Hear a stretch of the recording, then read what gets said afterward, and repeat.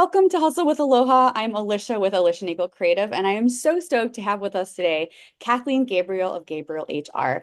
We had a conversation the other day, and I realized that I want all entrepreneurs to know about this. So she was kind enough to agree to sit down and let me record a conversation for the second time, since the first time we had a little technical glitch. So thank you so much for being here today, Kathleen. I'm happy to be here. Thanks for having me You're again. awesome.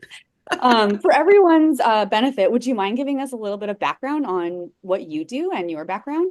Yeah, absolutely. I'm a human resources consultant. I spent about 20 years in Silicon Valley supporting and developing startups. And from that, I realized that no matter when I came in, it was always a little too late.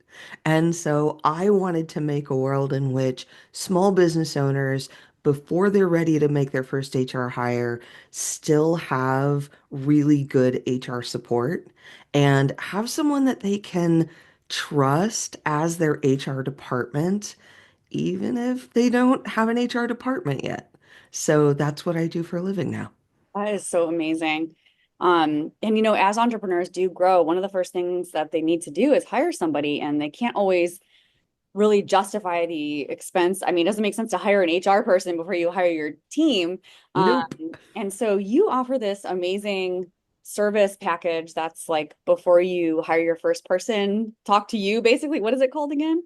Yeah, so right now I'm just calling it, so you're hiring your first employee. Yeah. Officially, it's the hire right package, but honestly, it's people understand better. Yes, I am hiring my first employee. Yeah, yeah. And I think you mentioned, if I remember correctly, that there's really this like growth period between like 1 and 10 where it often makes sense for the founder or somebody on their lean team to like handle the HR stuff on their own with your toolkit and like your advice. But then something magical happens at around 10 people where it just becomes too much. And like oftentimes people end up hiring a fractional HR um executive. Does that sound Yeah. written that correctly? I mean, honestly, that breaking point depends. It's always somewhere between 1 and 10 because everyone's needs are a little different in terms of how fast are you hiring. Like, if Right. you're going to hire 10 people in a year, bring a fractional person on Wow. earlier, Yeah. yeah, because that's going to be wild for you. If you're doubling your number of employees year over year, bring someone on because you may think the difference between 2 and 4 isn't that much, but if you do it that fast, it is. And you'll reach this point where you realize I used to be able to honestly say, oh, everyone knows that, and not have to do extra communication. Right. And then you reach a point where you realize, no, this person's new. This person can't possibly know all the things that the people who've been here for a year or more just because you inherently just Totally. sponge in information, and then you realize, oh, no, no, someone who's new, they're just trying to catch up. It's different. And so what I have is I have ongoing support for people who need it, but what you were referring to is my higher right package is you're hiring your first employee and you're not necessarily sure how that should go. You're maybe not even sure, should this person be under a 1099 or a W-2? That's a And decision. Yeah. and also, I mean, especially in really labor law intensive states like New York and California, but honestly everywhere, because what I think people don't always realize is that distinction comes from the federal level. Mm, And so it's for all states. Now, yes, some states are more impactful about the way they implement that rule and investigate that rule, but it's everywhere. And so, really knowing the difference between, hey, is the work this person doing employee work or contractor work? That's important to know. And the kicker of it, it's not a bright line, it's a right. preponderance of evidence. Yeah, I feel like I was just thinking in my head, I feel like the way that you like it's nuanced. Like Mm-hmm.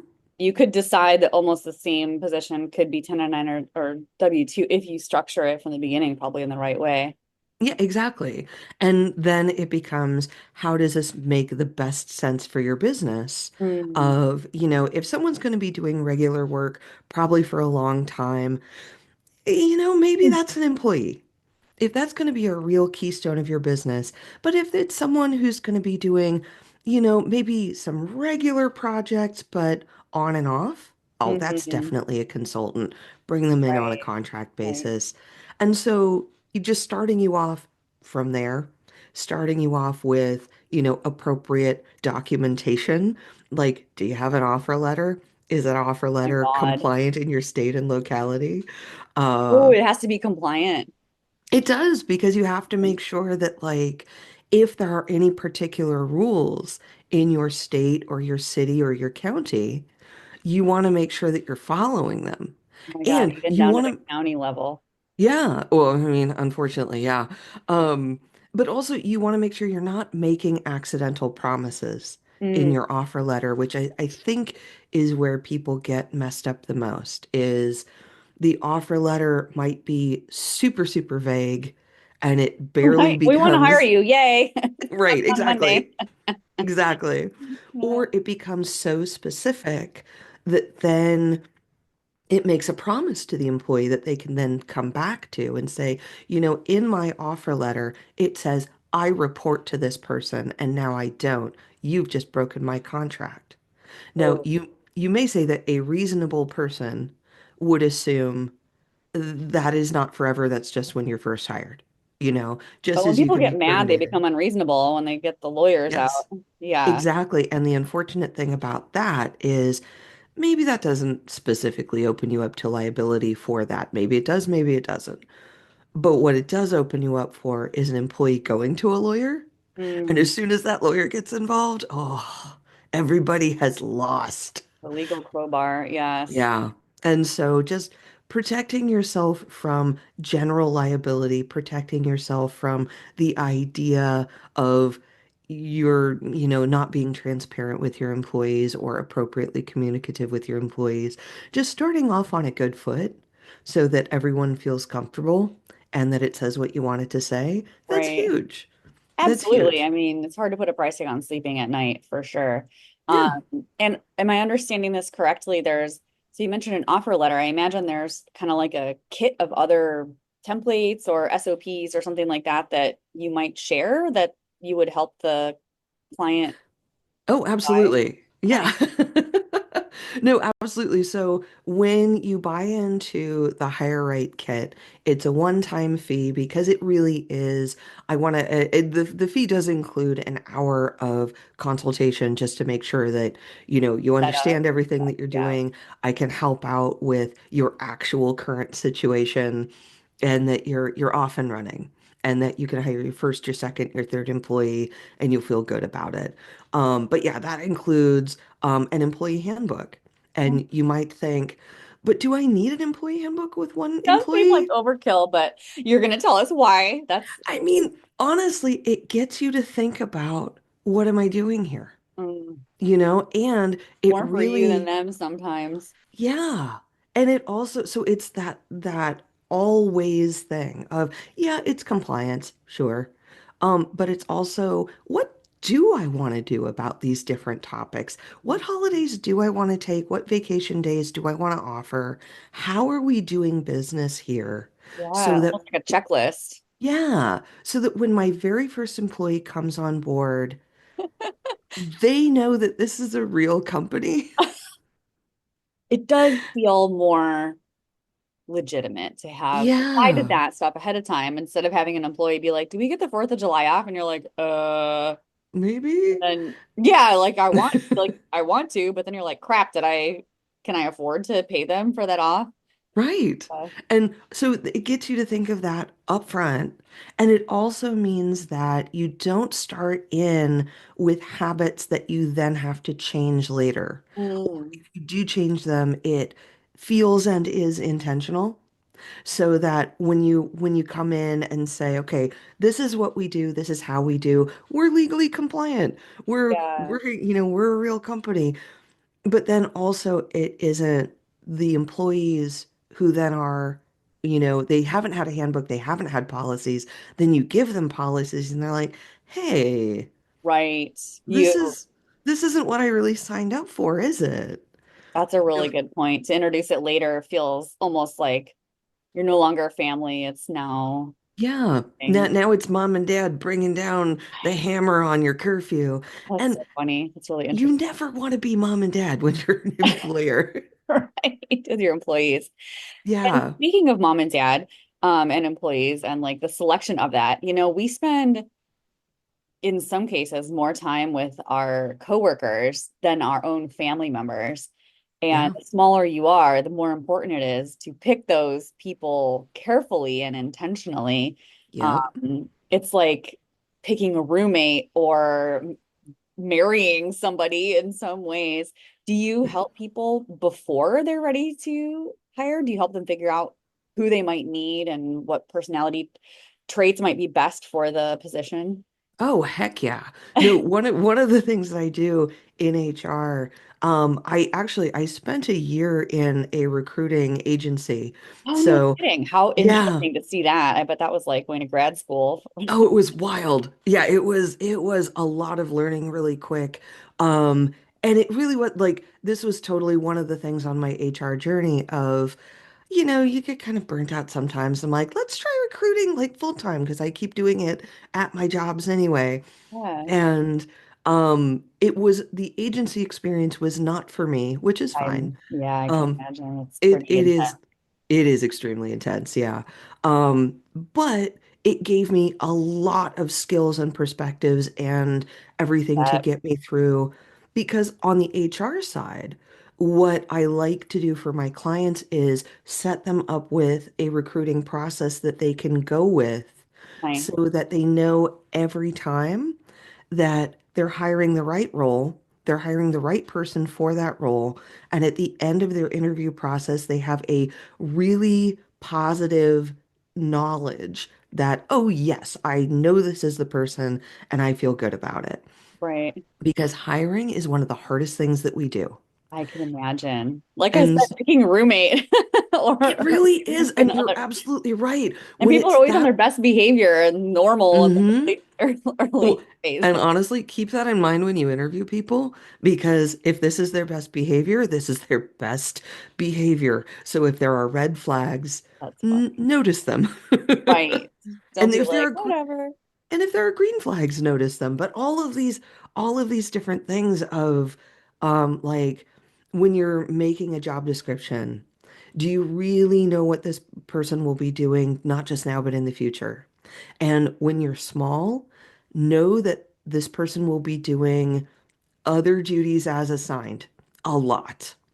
And Right. so make that The clear last that bullet, always hmm And that is going to be a very important communication when you're a small company of, look, everyone's pitching in. The flexing up. founder Yeah. is going to be doing everything. The first couple of employees will be doing kind of everything unless they are a necessary, very particular specialist. Hmm. And that's actually not as common as you would think. If you Most have of the time, communicated, yeah, and so all of this comes in of like, oh, I'm going to again, I want to look like a real business. I want this to be very solid. Or I'm going to hire my buddy because we've known each other for 20 years. And that can work, but also be very clear about what this new relationship is.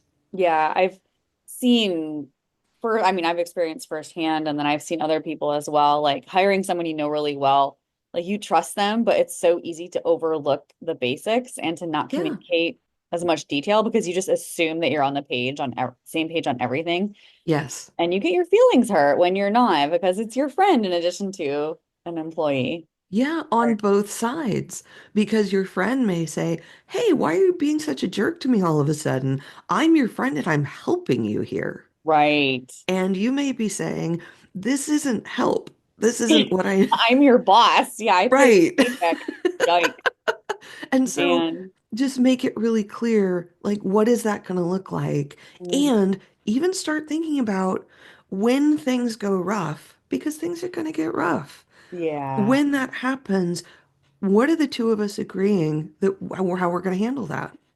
You know, and how are we agreeing that this is what is going to happen with our friendship? Because when you're going into business with friends, it's a whole new thing. And it, again, it can totally work out. I've seen it work out great in lots of Yeah, me times. too, me too. But when it Yeah. doesn't, it's nasty sometimes. Yeah. I It could can see be hiring you as like, explosive. let's invest in our friendship. Let's hire Kathleen. Yeah. No, and honestly, it's kind of like hiring a therapist. Oh my God, And so I love that. That's so funny. Yeah. yeah, because and some HR can kind of get like therapy of, oh, Mm, I'm so frustrated with this situation. What do we even do about it? And I can walk people through scenarios about that because you've seen it of, all, I'm sure. you know what, every time I think I've seen it all, I have not seen it all. But I've seen it a lot. Touche, touche. I've seen so many things. Yeah, you're absolutely right because people have their own motivations and their own things going on. And as much as we think we know, people are always going to take a sideways road. Right. And Like, it's so easy to think that, like, because you have so much in common with somebody, that what you yeah, think is normal and reasonable is also going to be what they think is. And they yeah. surprise you sometimes. No, absolutely. And so when you are a new employer, so maybe you've been a solopreneur for a while, maybe you know from the jump that your idea for a business needs at least one other person to Mm, make it go.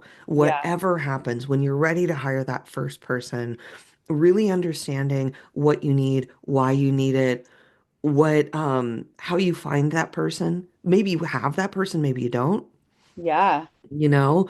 Um, That's a and really good then, point to start early. yeah. Because like And so, what are the cues that you're ready to hire somebody? And you might think you have an idea of what they'll be doing, but as your business grows, you might realize that you actually need help in these other ways. yeah, Have you ever read the book or heard of the E-Myth? I've not. Book The E-Myth Revisited, or the E-Myth, is about how there's this myth that entrepreneurs think that being an entrepreneur is going to like free up their time and they're going to be like easygoing and independent and lighthearted. And of course, we all know, anyone who's an entrepreneur, that's a myth. And so the book talks the entrepreneur into realizing this and going through their business and trying to build it in a way that removes the entrepreneur from it so they're not even needed, so that they can hire up and even sell it one day. And so it reminds me that maybe an entrepreneur could go through the book and use it to help them like evaluate how they run their business. And then once they have a list of the things that they can outsource, maybe you could help them turn that into a role or something like that. Absolutely. And there's such a wealth of fractional assistance out there now, Good so point. that you don't even necessarily need to hire a person. One of my favorite things to use on my own, like resources that I have, is there's a lot of people out there who are virtual assistants Mm, and they work from home or wherever they like to work, and you work with them to offload all of your administrative work. Game changer. yeah, Absolute game changer because that's the sort of thing that as an entrepreneur you may think, oh, that's easy, I'll just do it. And then you realize that you're spending all of your day doing the, oh, that's easy stuff. yeah, And none of your day or not enough of your day on your business, right. growing that business. Or billable hours for your clients, even. Yes, Yeah. exactly. And so all of those things, you're absolutely right. Finding different ways to offload that.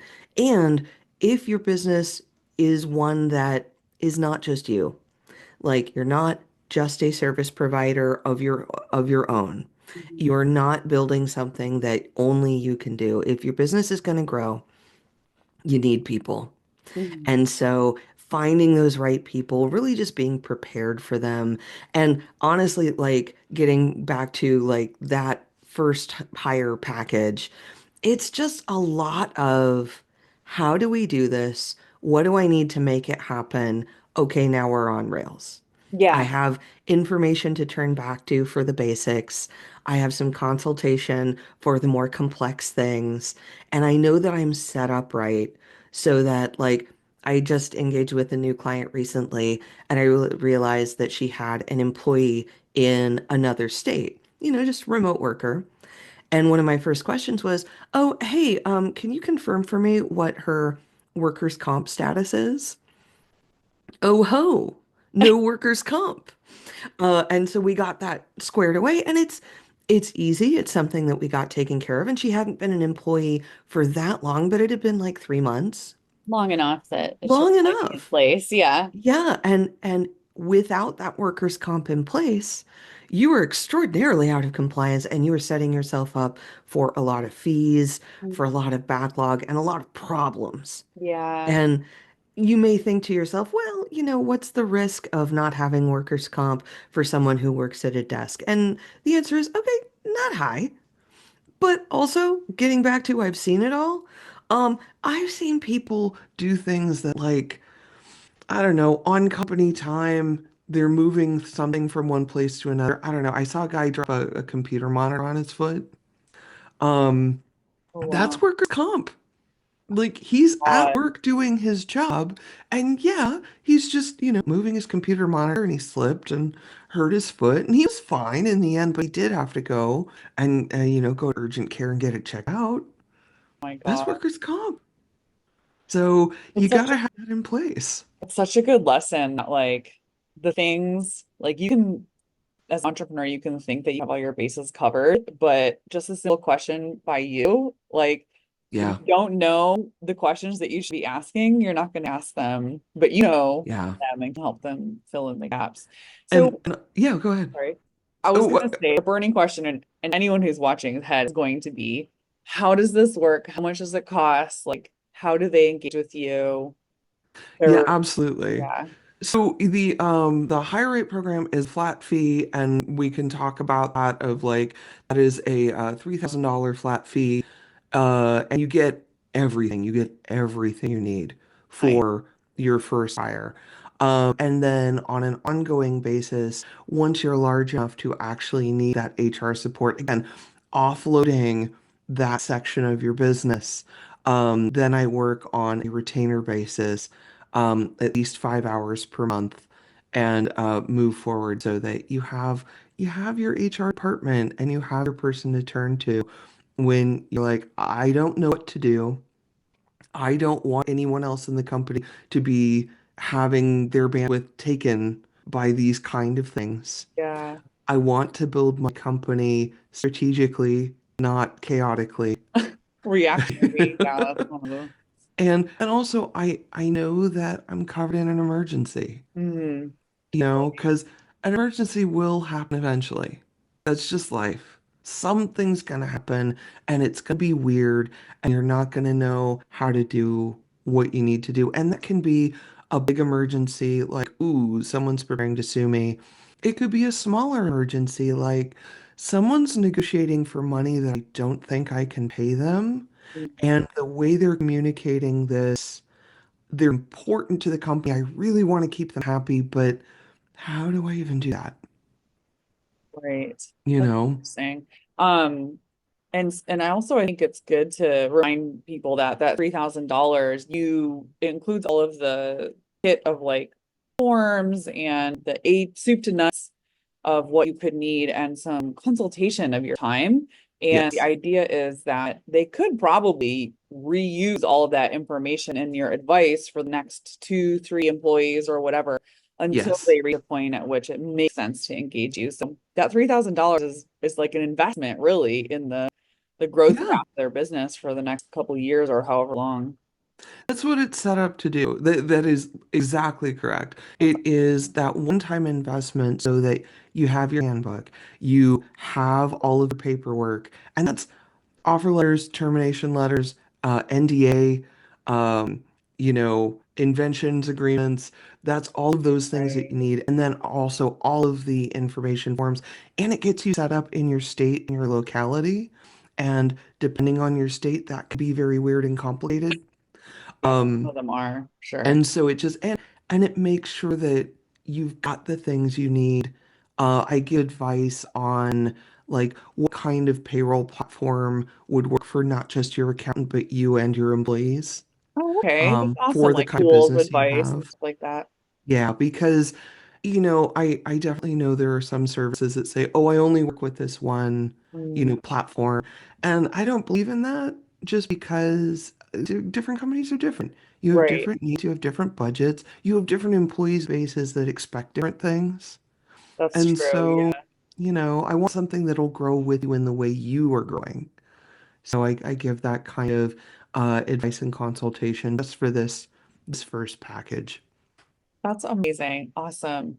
Well, cool. I would love to, I'll get a link from you and we'll put it in with the notes for this.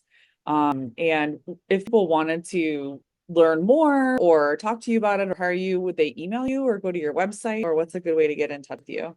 Honestly, you can email me from my website. So There if you you go. go to gabrielhr.com, you can find everything you need there.